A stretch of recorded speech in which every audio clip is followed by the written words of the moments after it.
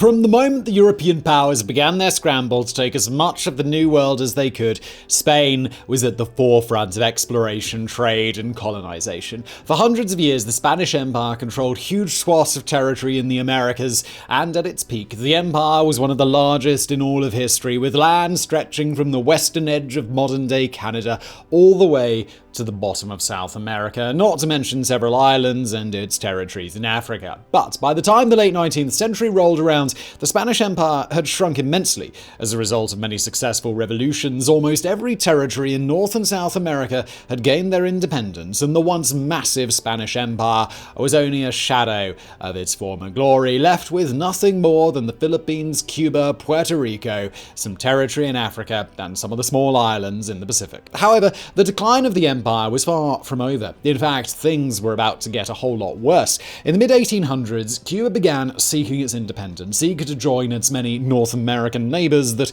were now free from their colonial crowns. This was a big problem for Spain, as Cuba was by far its richest and most prosperous colony, and Spain's prime minister at the time, Antonio Canovas del Castillo, expressed the determination to keep it that way when he was asked about the possibility of Cuban independence, saying, "The Spanish nation is disposed to sacrifice to the last peseta of its treasure and to the last drop of blood of the Spaniard before consenting that anyone snatch from it even one piece of its territory." Many Spaniards at the time didn't even consider Cuba to be a colony per se, and treated it more like a faraway province of Spain. But this couldn't have been further from what the Cubans wanted for their country. The first serious attempt to break free from Spain took place in 1868, when a plantation owner named Carlos Manuel de Cepedas freed his slaves and declared Cuba's independence, sparking a violent and bloody conflict with the Spanish authorities on the island that dragged on for an entire decade before a pact was signed to quell the violence. This became known as the 10 Years' War, and although it brought about more financial freedom and even a constitution, it was far from what the revolutionaries had fought for. Ultimately, the 10 Years' War became just the first of 3 separate conflicts between Spain and Cuban rebels. The second war, called the Little War, broke out just a year after the first one had ended. In the Little War, Cuban revolutionaries were both under-equipped and lacking any foreign volunteers that had helped them so much in the First War, so after just a year, the rebels had to give up the fight. But while the Cubans had indeed surrendered in the Little War, the capitulation had no real meaning. It only meant that they were biding their time until they were strong enough to stand up again. And in the third and final confrontation, things were going to be very different, largely thanks to a little bit of help from, spoiler alert here, the United States of America.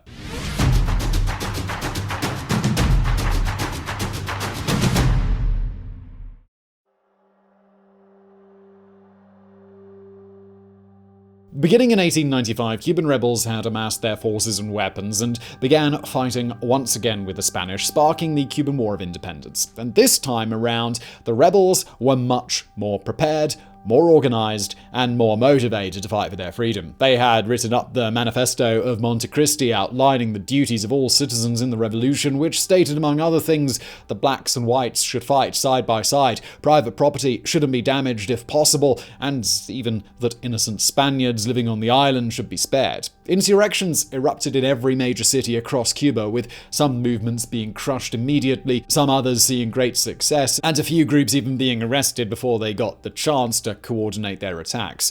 But despite some setbacks, the tens of thousands of Cuban revolutionaries were a force to be reckoned with, and they began taking control of entire towns in the first months of fighting. One of the biggest issues that the revolutionaries faced during the war was a serious lack of weapons and ammunition.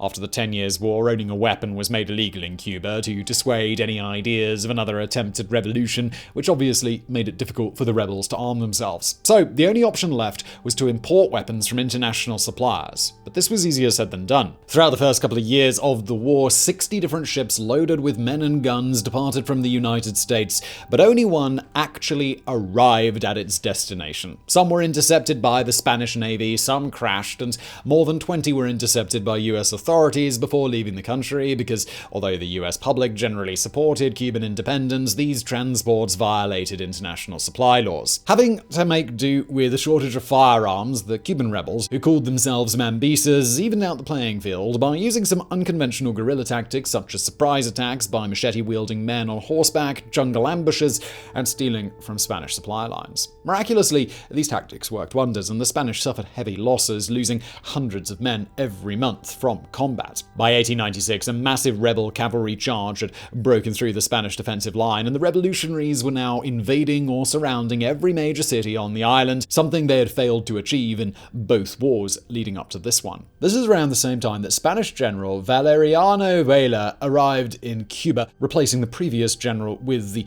hopes of putting an end to the revolution once and for all with some new tactics. But Weyler's most effective tactics weren't the ones he used on the battlefield, but instead the terror he waged on Cuban civilians. On October the 21st, 1896, General Weyler forced all residents in the countryside to migrate en masse into one of the fortified cities still held by the Spanish. As their farms were razed to the ground, these people were left with no choice but to bring their livestock into town with them. Suffering from sudden overpopulation and unsanitary conditions, these cities were crowded, filthy, and dangerous, resembling concentration camps of sorts where Spanish could keep an eye on the population. Between the random executions, starvation, and overall inhumane conditions, as many as 170,000 civilians died during this period. In the meantime, in the United States, newspapers were making bank selling the stories of the atrocities in Cuba. The American public had been quite interested in Cuba's war and generally supported their independence movement, but hearing of the mass death of innocent civilians really heated up the public's fervor. This was exacerbated by the fact that newspapers weren't always being truthful. In fact, at one time the most popular news sources on the subject were guilty of yellow journalism. Yellow journalism is the reporting of events by using an eye-catching, exaggerated headline, dubious fact-checking, and sensationalist stories that more than stretch the truth. Basically, it was the clickbait of its time, and headlines like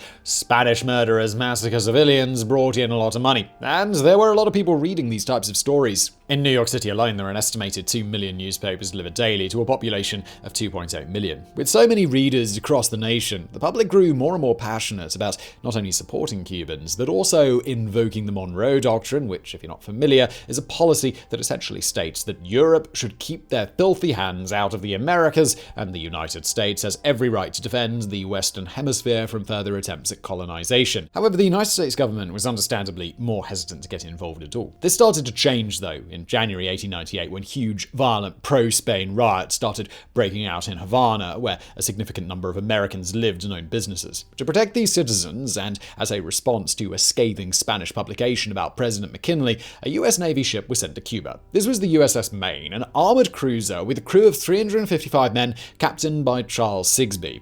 The Marine wasn't intending to fight with anyone. After all, Spain had been notified that the ship was arriving and didn't object, as the US was still officially neutral in the conflict. Most of the sailors probably didn't expect to do much more than hang out in the warm weather near the coast and assert a looming American presence, but after just 3 weeks in Havana Harbor, the unthinkable happens. On February the 15th, 1898, just before midnight, a massive explosion ripped through the USS Maine. More than 5 tons of powder detonated, instantly obliterating a third of the ship and leaving the remaining scorched wreckage to quickly turn and sink into the depths of the harbor. Most of the men on board had been sleeping when the explosion happened, and those who survived the initial blast had no time to react before being plunged into the water. Nearby ships rushed to pick up the survivors, but by the end of the disaster, 260 men had lost their lives.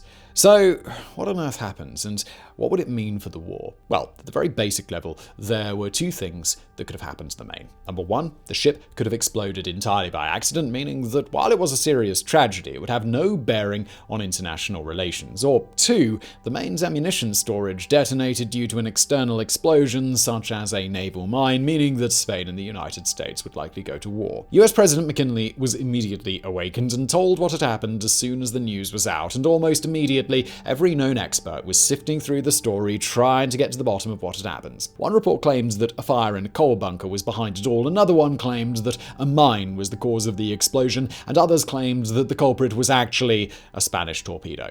Until the mystery could be solved, President McKinley urged everyone to be patient and not to point fingers at Spain until the truth was known.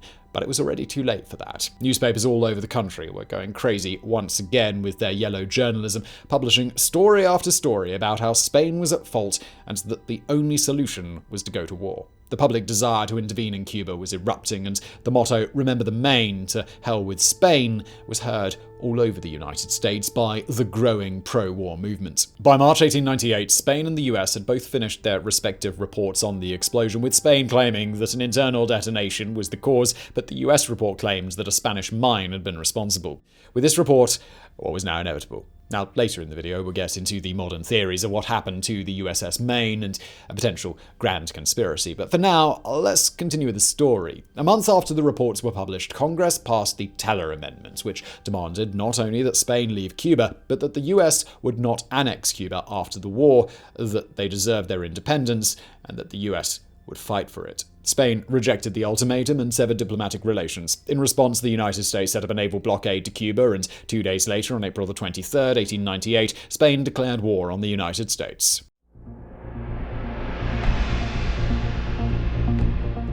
In response to the declaration of war, the US basically said, yeah, duh, we've been at war since we started this blockade, guys, come on. The first encounter between American and Spanish forces took place on May the 1st, but not in Cuba as you might expect. The first battle actually took place on the other side of the world, in the Philippines, a Spanish colony that was also putting up a fierce fight for independence from Spain. The moment war had been declared between the nations, the US Navy Asiatic Squadron left their ports in Hong Kong, already loaded up on ammunition and full of coal, waiting for this moment. The Spanish spotted the American ships heading towards the Philippines on April the 30th and began preparing for a battle the next morning. This was because they'd assumed Manila Bay would be impossible for a foreigner to navigate at night, but Commodore Dewey, leading his fellow ships from the USS Olympia, had received critical intelligence on the positions of the Spanish defenses and decided to take the enemy by surprise. Just after midnight, the 9 American ships entered the harbor, facing off against 13 Spanish ships, though not all of them took part in the battle. But numbers don't tell the whole story.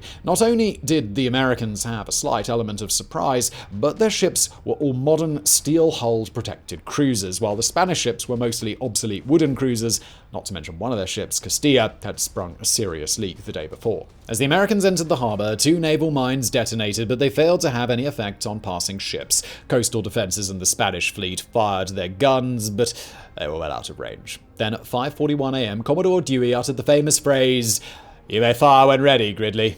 The US Navy formed a line and swung past the Spanish fleet, firing their port guns, after which they turned around and fired their starboard guns. This was done 5 times with devastating effect. Admiral Montojo, seeing that he was hopelessly outgunned, ordered his ships to ram the American vessels. His ship, Cristina, began charging, which drew attention from the entire American fleet, which focused their fire on it at once, obliterating much of the ship and wounding nearly the entire crew. During this battle, the ship managed to return to shore, where it was intentionally sunk to prevent it from falling into the Americans' hands. One other ship was intentionally sunk after taking irreparable damage, and another one lost its engine and was now fighting for its life with its only remaining gun. The battle had only been raging for just over an hour, and already several Spanish ships were on fire. Just then, Commodore Dewey received an alarming message. Only 15 rounds of ammunition remained for each gun. Dewey immediately ordered a tactical withdrawal from the battle to figure out their next plan, though he told his crew it was so they could eat breakfast. Then, during the conference with his captains, he learned that the message he received earlier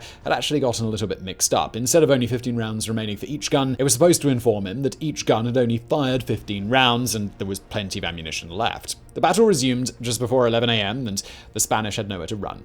One after another, the Spanish ships were blasted, forcing the crews to take what they could ashore and leave their ships to sink in the harbor. Once the government officers on shore began taking heavy fire, a white flag was raised and all firing ceased. A force of Marines entered and occupied the port. The Battle of Manila Bay ended in an overwhelming American victory, with the Spanish suffering 77 deaths and nearly 300 wounded, whereas the United States only suffered 9 minor injuries and a single tragic death when a chief engineer engineer had a heart attack below deck. 8 Spanish ships were sunk either during the battle or afterward by their own men, and the United States only had 1 ship take any significant damage. After the battle was won, a force of Marines landed and secured the harbour. However, Commodore Dewey knew that he didn't have nearly enough men to push into the city of Manila itself, where the rest of the Spanish would be waiting for them. Instead of risking it, he decided to hold back, be patient, and send a request for more reinforcements, knowing that with their fleet destroyed, the remaining Spanish soldiers were stuck on the islands. After Manila Harbor had been occupied, it immediately began filling up with warships from other nations, supposedly to protect their citizens and property, but let's be honest, with a war between the United States and Spain, as well as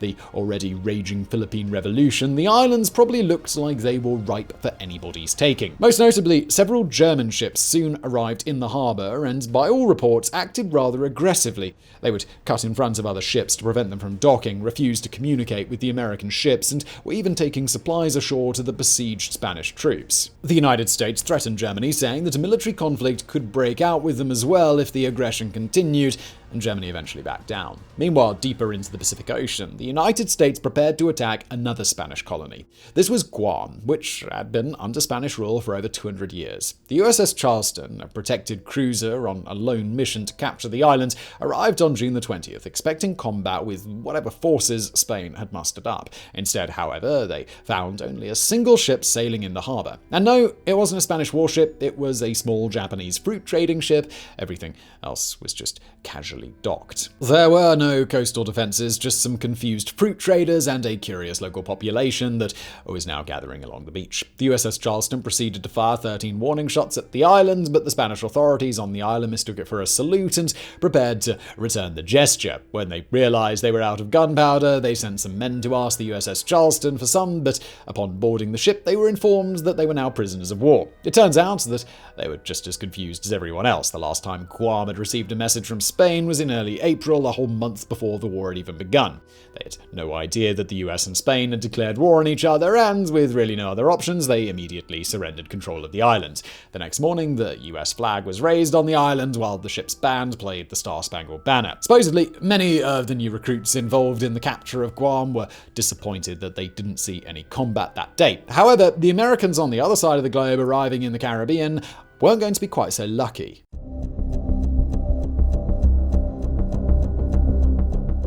At this point in history, the majority of Cubans were in favor of US intervention in their war for independence. Many, of course, were wary about the true intentions of such an intervention, but knew that foreign help was the best way to get rid of Spain once and for all. So, knowing that the revolutionaries would aid them when they landed, US officials came up with 3 main objectives of the Cuban campaign: capture the vital coastal city of Santiago de Cuba, destroy Spain's army on the island, and then defeat the Spanish Caribbean Squadron on the waters. On June the 6th, several ships from the US Navy arrived at Guantanamo Bay with the hopes of setting up a marine landing and establishing a base of operations for further attacks. A few days earlier, a couple of Spanish gunboats had come down the coast and driven a lone US ship out of the bay, but this time when they saw the size of the warships headed towards them and the caliber of their guns, they turned around without engaging. The coastal guns fired non-stop at the approaching ships, but they were hopelessly outgunned and they were destroyed without scoring a single hit on an American vessel. With the defenses cleared, a landing of 650 Marines began unopposed, and throughout the day they unloaded their supplies, including food, artillery pieces, and a few deadly M1895 Colt Browning machine guns. Dragging the supplies through the dense foliage uphill to the base they'd set up, Camp McCalla, the Marines were surprised that not a single Spanish soldier attacked them throughout the entire day, even though a few had been spotted in the distance and voices were sometimes heard. Later it was discovered that the Spanish and Cuban loyalists were completely out of supplies and were actually waiting for the Americans to finish unloading their food storages before they attacked them, with the hope of stealing some for themselves. The next morning, spies reported that the nearest Spanish forces were 2 miles to the southwest at the Cuzco Well, the only source of fresh water in the area. This was the next logical target for the Americans, but just as plans were being drawn up to attack it, the Spanish struck first. At 5 a.m. on June the 11th, gunfire rang out across Camp McCalla as Spanish guerrillas advanced on it. The Marines hadn't yet dug any trenches, so they scrambled to find cover as their machine guns opened fire in return. The Spanish had wrapped large palm leaves through their uniforms for camouflage, and this combined with the fact that they were using smokeless powder cartridges meant that they they were nearly invisible to the US Marines. However, probably deterred by both the machine guns and the heavy fire provided by a gunboat, the Spanish didn't try to overrun the camp, instead opting to remain hidden in the bushes. This fight stretched on for days. By the end of it, most of the Americans hadn't slept in over 100 hours. Finally, they were joined by a group of Cuban revolutionaries, and after the Spanish guerrillas had retreated, everyone prepared to get back to their plan, attacking the Cuzco Well. The next day, the combined Cuban and American forces began marching and arrived at the Cuzco Well as the hot summer sun bore down on the jungle. Defending the hill was a force of about 500 men who were already unleashing a barrage of bullets on the attackers' positions, the crack of their rounds earning their rifles the nickname of the Spanish Hornet. The Cubans and the Marines began racing up the two sides of the hill, and although they had only 4 machine guns, they proved to be an unparalleled force on the battlefield. Providing support from afar was the USS Dolphin, a gunboat that was firing shells into Spanish fortifications. As the Cubans and American forces reached the summit of the hill and the fighting intensified, the Dolphin adjusted her shells to target a Spanish strongpoint, but either through miscommunication or miscalculation, was now dropping shells directly in front of the Marines, blocking their path and putting them in danger of being gunned down out in the open. In an unbelievable moment that sounds like it's straight out of a movie, Sergeant John Quick leapt up to save the day. After attaching a blue handkerchief to a long stick, John announced that he was now a signalman, ran to an exposed position on the ridge, and standing up straight with no cover, began waving the flag to signal that the gunboat needed to adjust her fire. One witness described him as, "I watched his face. He stood there amid the crack of rifles and the whistling snarl of the bullets and wigwagged whatever he had to wigwag without heeding anything but his business. There was not a single trace of nervousness or haste. Despite standing up, turning his back to the enemy in close quarters and waving a flag, he avoided all injury and the gunboat adjusted her fire after receiving his message. The Spanish strongpoint was shelled and the Cubans and Marines pushed forward and the Spanish retreated from the Cuzco Well." Sergeant Quick later received the Medal of Honor for his actions that day. Now that Guantanamo Bay and its surroundings had been secured, the US now had its attention on the main objective of the Cuban landings, Santiago.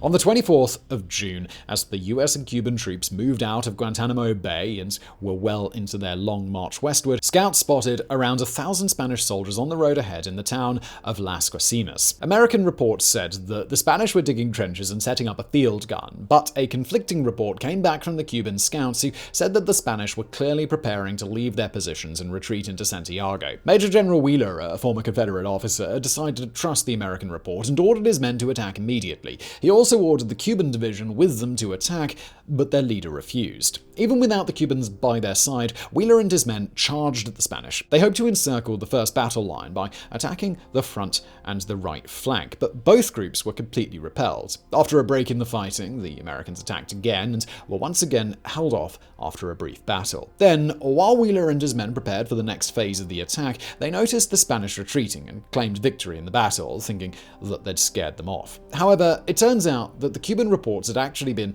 the accurate ones, and the Spanish really were just trying to retreat, and so from the Spanish perspective, they had successfully defended their positions and retreated like they were previously ordered to. This meant that both sides walked away from the battle feeling like they were the true winners, and despite the fact that the US lost nearly 3 times as many men during the fight, the press back in America published the story everywhere as a monumental victory. Weyler was later criticized for his decision to attack, with many saying that it was simply a waste of American lives, though one benefit of the battle was that it had skyrocketed American and Cuban morale. Reinforcements were also arriving, and everyone was confident in a swift victory. A few days later, as the Americans and Cubans approached Santiago, there were 2 battles that lay ahead of them. One was the city of El Caney, a stronghold defended by several hundred Spanish soldiers, and the other was San Juan Hill, teeming with trenches and artillery. The plan was to attack them both simultaneously, and after El Caney was captured in what was expected to be a quick battle, those men would continue on to aid the rest of the men attacking San Juan Hill. The combined force for both offensives was greater than 15,000 men, including the famous Rough Riders, a volunteer cavalry regiment starring future President Theodore Roosevelt. Ironically, despite being a cavalry regiment, the Rough Riders didn't have enough horses for everyone, so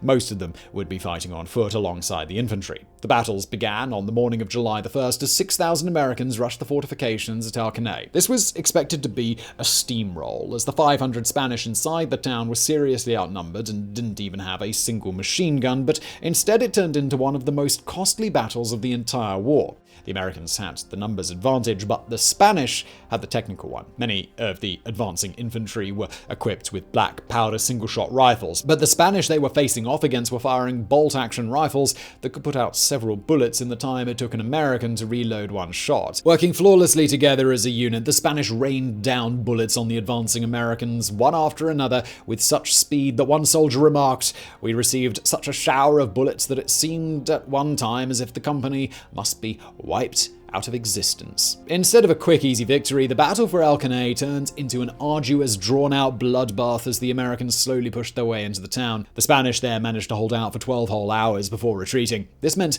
that while they had technically been defeated, they had done so while suffering minimal casualties and inflicting over 1,000, all while keeping thousands of American and Cuban soldiers occupied and away from the battle that was raging next door at San Juan Hill. The advance on San Juan Hill wasn't quite as disastrous for the US as the attack on El Caney had been, but it was still far from the cakewalk that many had been hoping for. After scouting out the Spanish defenses from a hot air balloon, over 8,000 men began their assault, rushing to the bottom of the hill and preparing for the deadly sprint to the Spanish lines. Covering them was a newly formed Gatling Gun detachment, hand-cranked machine guns on wheels which were operated by a dedicated team, each firing several hundred rounds per minute at the Spanish trenches. Moving forward in direct frontal assaults similar to those of the American Civil War, the men suffered heavy casualties as they made their way up the hill. At the same time, an assault began on Kettle Hill, another stronghold situated right next to San Juan Hill and just as heavily defended. Charging up this hill was 10th Cavalry Buffalo Soldiers, an all-African-American regiment, along with Roosevelt and his Rough Riders. When they arrived at the bottom of the hill, 3 Gatling guns opened fire to cover them, and everyone began charging up the hill. However, under heavy fire and melting in the hot sun, the advance slowed to a crawl. Roosevelt decided that the only way to overcome the defenses was to charge straight at them. So, on horseback, he drew his sidearm and rallied his men, telling them that they better not leave him on his own to charge up the hill, or he'd shoot them himself. As he rode off, the Rough Riders cheered and followed him right alongside the Buffalo Soldiers. Within 20 minutes, Kettle Hill was captured, although every regiment suffered serious casualties. Once at the top of Kettle Hill, they were now in sight of the Spanish on San Juan Hill, and the two groups exchanged fire until the rest of the men were able to capture the top of the second hill. The retreating Spanish threw together a hasty counterattack with 600 of the retreating men, but this amounted to nothing, as all but 40 of them were quickly mown down by a Gatling gun that had been dragged to the top of San Juan Hill. This battle was called the war's greatest victory, and thanks to the many stories written by Roosevelt, it cemented the Rough Riders' legacy as American heroes. But it didn't come without its costs, as the United States ended the day with over 1,000 casualties, which was more than double what the Spanish suffered, despite outnumbering them 16-1. It showed the importance of modern small arms, prompting the US to modernize its infantry, and also the immense power of the Gatling gun, which during the Rough Riders' charge had fired an insane 18,000 rounds in just 8 minutes, scattering the defenses and allowing the men to reach the top of the hill. Overall, the Battle of San Juan Hill had been a huge step toward an all-out victory, but the war was far from over. From their new positions, the Americans and Cubans were now prepared to attack the city of Santiago de Cuba, where over 10,000 Spanish soldiers were preparing for a deadly last stand for control of their colony.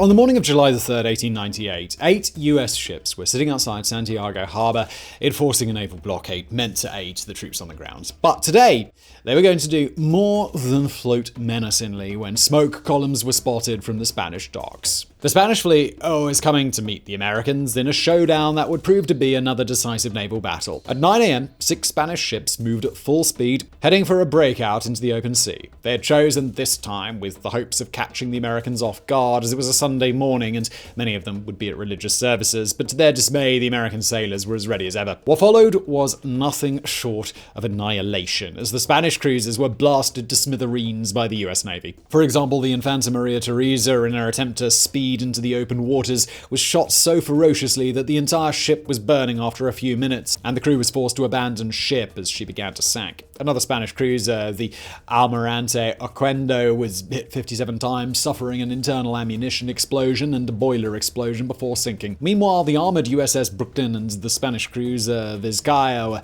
locked in a duel, repeatedly passing each other and firing everything they could. However, despite firing over 300 total shots, almost none of the Spanish guns did any damage much at all to the Brooklyn, as the rounds were either faulty, outdated, or simply made out of sawdust and intended for practice firing. Brooklyn, however, had no such problems, and its guns absolutely decimated the Vizcaya, who sunk after about an hour. As for the rest of the Spanish ships, the story was the same tale of destruction. They were all outnumbered, outgunned, and outmaneuvered by the more modern ships they were up against. By the end of the battle, the Spanish fleet had been entirely wiped out, and the American ships had barely even been scratched. Spain lost over 300 men that day, and 1,800 were taken prisoner after being pulled out from the water, whereas the United States emerged with just 1 death and 1 injury. With the Spanish Caribbean squadron reduced to hunks of metal at the bottom of the ocean, the attack on Santiago commenced. American forces surrounded the city and began pounding it with artillery, while their Cuban allies cut off all entrances and sources of food and water.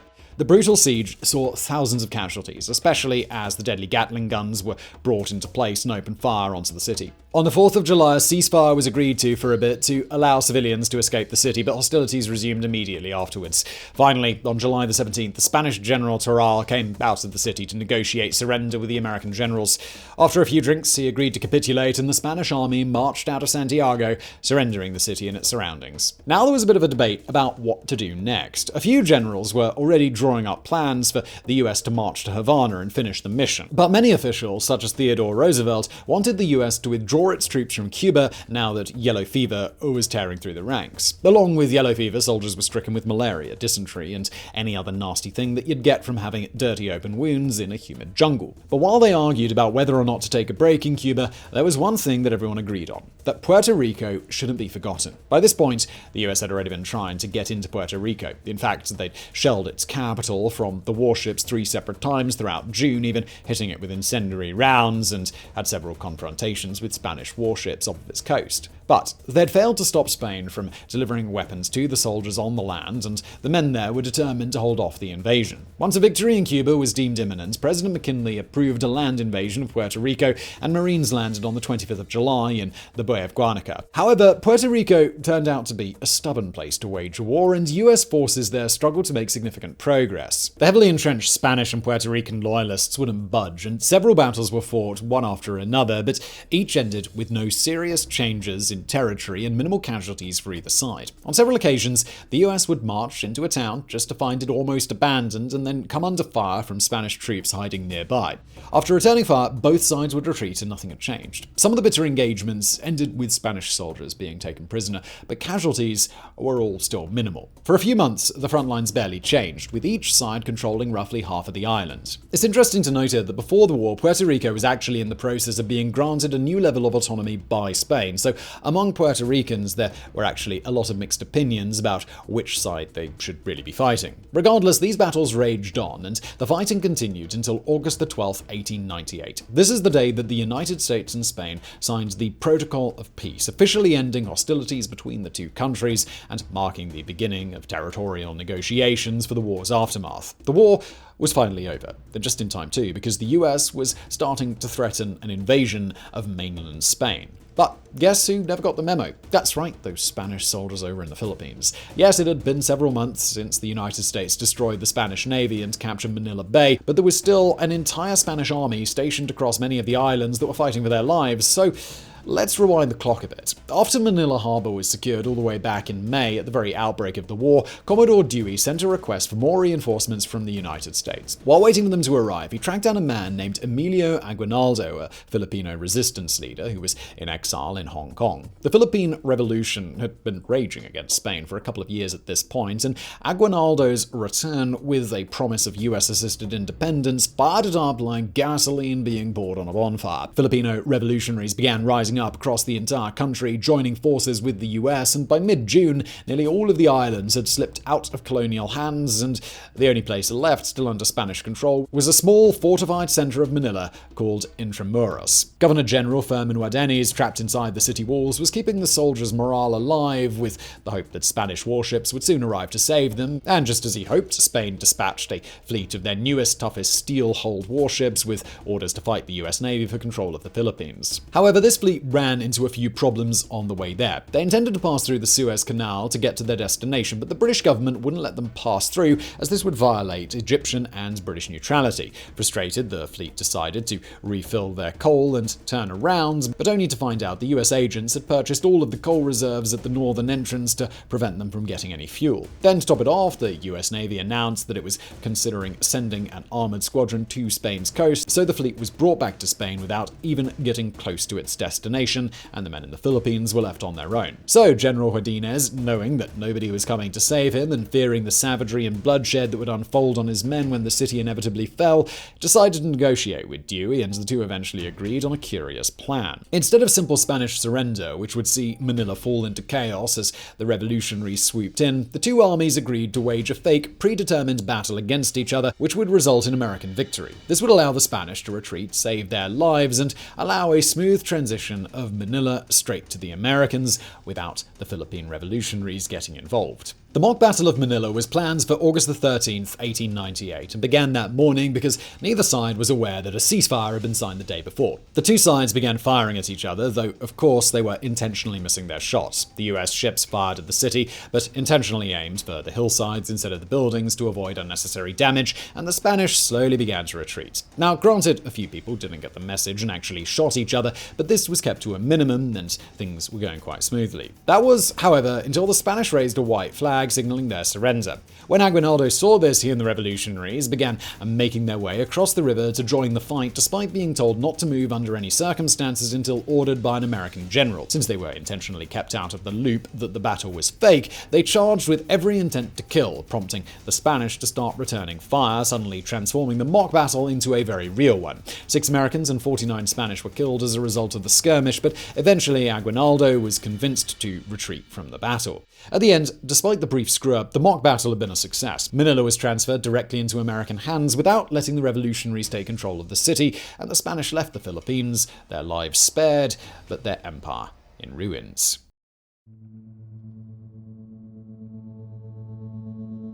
Overall, the Spanish-American War lasted just under 4 months before the ceasefire was signed, but it took much longer to officially sign a formal peace treaty. After a few months, these negotiations finally wrapped up, and in December 1898, both sides met in France and signed the Treaty of Paris. As a result, Spain ceded control of the Philippines, Guam, and Puerto Rico to the United States. In terms of casualties, the US had suffered around 400 deaths from combat and about 2,000 from various diseases, whereas Spain had suffered 800 deaths and nearly 15,000 from disease, and over a dozen total ships. But looking beyond the casualties and military losses, this war had a colossal lasting impact on both nations that fought in it. To put it simply, Spain was humiliated. They had controlled these territories for hundreds of years, and their loss shook the nation. Without the Philippines, the remaining Spanish territories in the Pacific, namely the Caroline Islands and Mariana Islands, were financially unsustainable, so they were sold to Germany the following year. The Spanish Navy had been decimated, and many of their experienced soldiers and officers had been killed in combat. In fact, it begs the question, why did Spain go to war with the United States in the first place? Why didn't they just cede the territories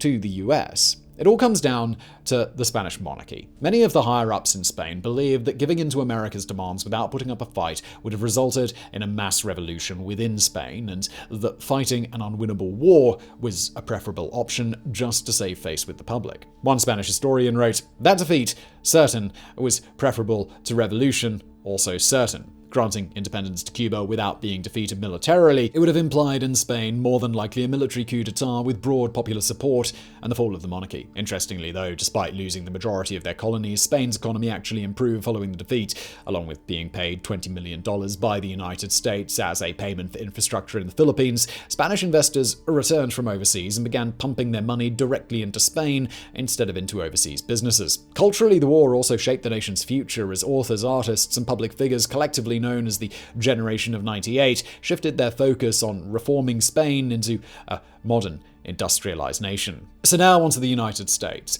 We already know why the US joined the war, because of public outcry, yellow journalism, and ultimately the sinking of the Maine. But why did the Maine sink in the first place? There have been several investigations throughout the years, and interestingly, many of them have come to completely different conclusions. A study in 1974 said that there was no possible penetration into the hull from outside of the ship, and concluded that a fire in the coal bunker was responsible for the explosion. Reports through the years have shown that the type of coal being burned on the Maine is rather volatile and can release a gaseous mixture known as fire damp, which contains a high percentage of methane. The build-up, release, and ignition of this gas could have facilitated the explosion of the ammunition storage. However, a later study performed by National Geographic, using computer modeling for the first time, examined the shape of the hull and the ground beneath it to determine the origin of the explosion and came to the conclusion that a mine was more likely than a coal bunker fire. They said they didn't rule out the coal bunker theory, but that their evidence strengthened the case for a Spanish mine. Finally, there is the conspiracy theory that the US government intentionally sank the Maine as a false flag operation, hoping to anger the American public to go to war. This is even the official view in Cuba today, after the Cold War destroyed any good relations that the two countries had.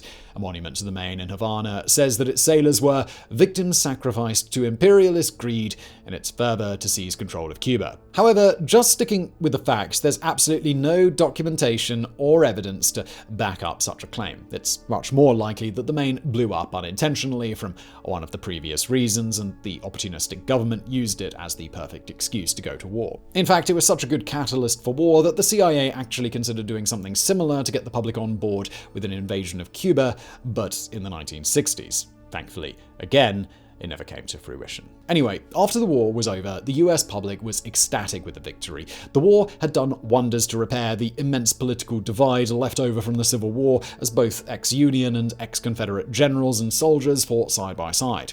And although they were in segregated units, people of all races volunteered to fight in Cuba, including tens of thousands of African Americans who were among the most supportive of Cuban rebels ever since the beginning of the war. It ushered in a new chapter in American history, such as the rise of Theodore Roosevelt, who returned from Cuba a decorated war hero for his actions at San Juan Hill, and it brought the United States into the global scene, marking its rise to an eventual superpower. To pay for some of the costs of the war, a phone tax was placed on long-distance calls. While at the time this only affected the wealthier Americans with such a luxury, the tax hilariously stayed in place for another 100 years and was only officially repealed in 2006. But most importantly, another war against a colonial power had solidified the idea in the public mind that the United States was the sole defender of democracy in the Western Hemisphere, and everyone believed that they were responsible for keeping Europe's greedy hands out of their former colonies. But not everyone agreed with the statement. Mark Twain, for example, accused the United States of straight-up hypocrisy, as they claimed to be fighting against colonialism while at the same time accumulating foreign lands as colonies for their own interests. And what's more, the war conveniently placed the US in control of the Caribbean, giving them uncontested access to construct the Panama Canal. This, along with its colonies on opposite sides of the globe and the annexation of Hawaii that took place during the war, brought many to believe that the US was entering a period of imperialism, a sentiment which many people around the world believe is even more true to this day over 100 years later. America's intentions for joining the war are even more muddied by the fact that the government had tried to purchase Cuba a few years earlier, only to be rejected, and had their generals preparing for a war with Spain for several years. But at least at the time, the populations of the colonies that had been ceded were largely in favor of the change. Cuba finally had their independence after more than 300 years of Spanish rule, though they did have to wait until 1902 for the independence to be official, and even then they still had to deal with the US taking over their foreign affairs and control of Guantanamo Bay, something that wasn't exactly agreed upon beforehand. This was the beginning of growing Cuban distrust in America, something that would build up through the coming decades. Puerto Rico's public, though they weren't granted their independence and instead became a US territory, were generally in favor of the change, and the US brought up their economy mostly through sugar exports. Even Guam's economy shot up once more docks were built, and it became a hub for various ships crossing the Pacific, especially German ones. However, one former Spanish colony got really the short end of the stick in this war and was absolutely livid about how things turned out, and that's the Philippines. The crafty way that Spain had slipped control over the islands directly into America's hands had left the Filipinos completely out of the equation. They had expected and often been promised independence, similar to what Cuba ended up with. But even after fighting for years, they received nothing of the sort and were annexed instead in the Treaty of Paris. When the Philippines realized what was happening and how they'd been duped by the US government, there was outrage, and the revolutionaries picked up their weapons once again. This time, instead of war against Spain, they were going to go to war with the United States. The Philippine-American War, which officially began just a few months later as the US tried to strengthen its hold on the islands, would turn out to be a much bloodier war than the Spanish-American one had been. And maybe we'll cover that in a future video.